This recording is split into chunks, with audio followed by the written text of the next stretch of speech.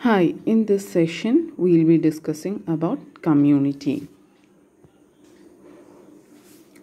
What we are going to learn in this session, we are going to learn what is community concept, biotic community, what are the different characters of community, what is ecotone, edge effect, what is habitat, what is ecological niche, microclimate, ecological indicators, and keystone species. So first we'll start our discussion with what is community. So we have already discussed what is population.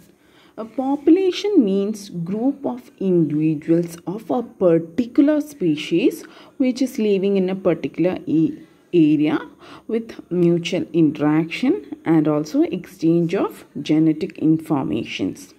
Whereas a community is a group of individuals of several species living together with mutual tolerance and beneficial interaction in a natural area. So, a community consists of individuals of different species which are living together. And as we know, within a species there are interactions.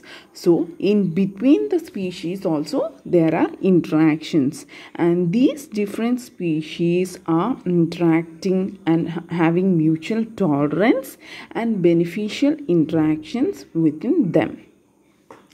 And community functions as an organized unit, and between the different species there is regular interaction, mutual tolerance.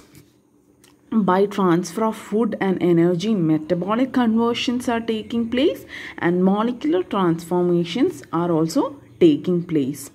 And different communities have different species composition. So if you are taking two different areas, the species which are present in the communities differ, and these differences are due to the difference in the natural habitat. Now we are going to see what is biotic community.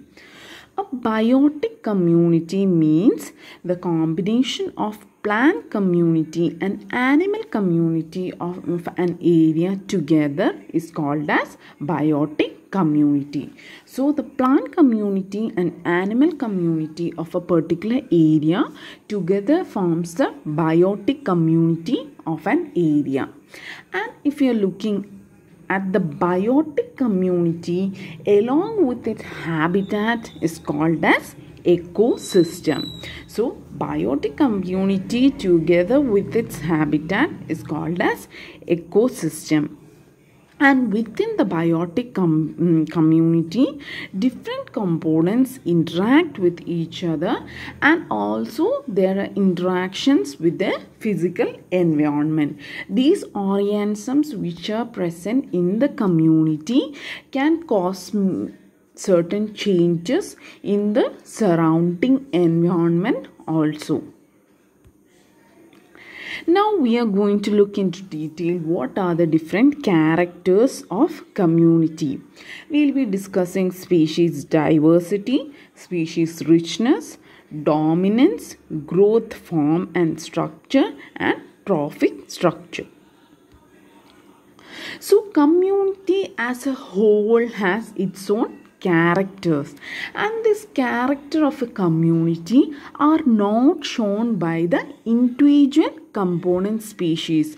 So the character of a community is a holistic entity, and it is the character of the whole organism which are present in the community, and it is not shown by the individual species. Now we'll discuss about species diversity. So each community is made up of different organisms, and the organisms which make up a community depend on the habitat of that area. So the heterogeneity or the variability of constituent species of a community is called as species diversity.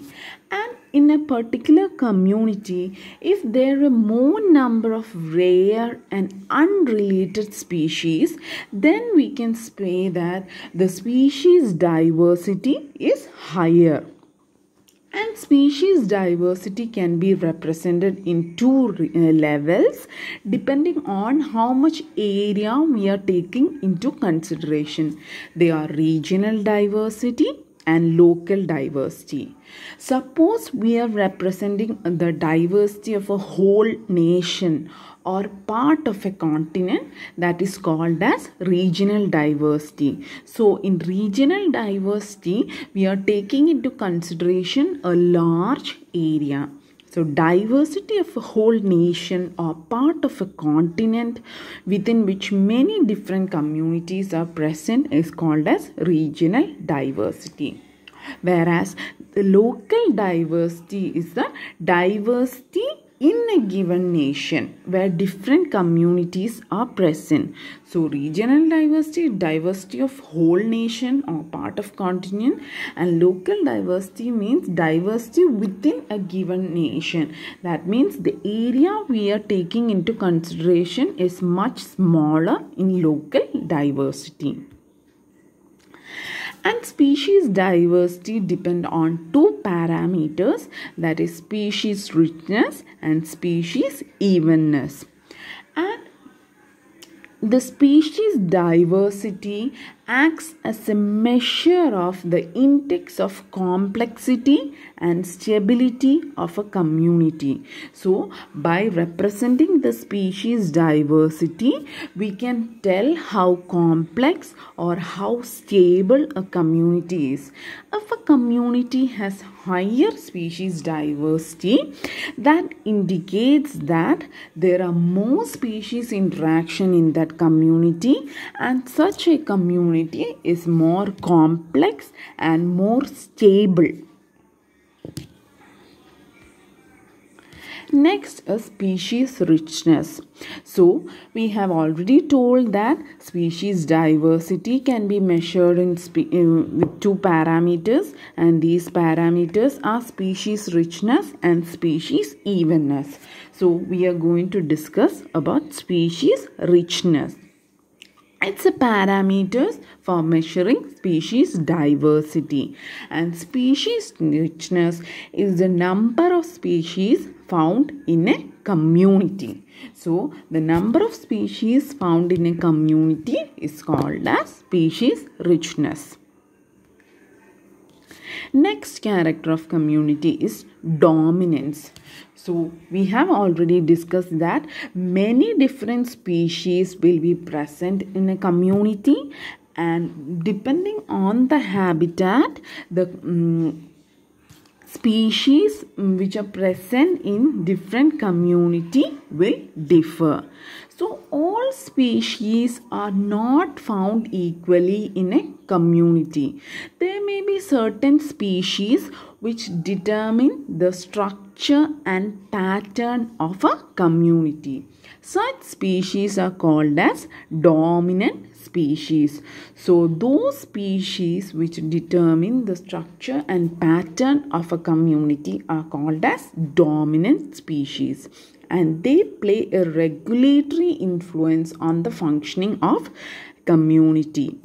Such species are called as dominant species or community dominance or ecological dominance.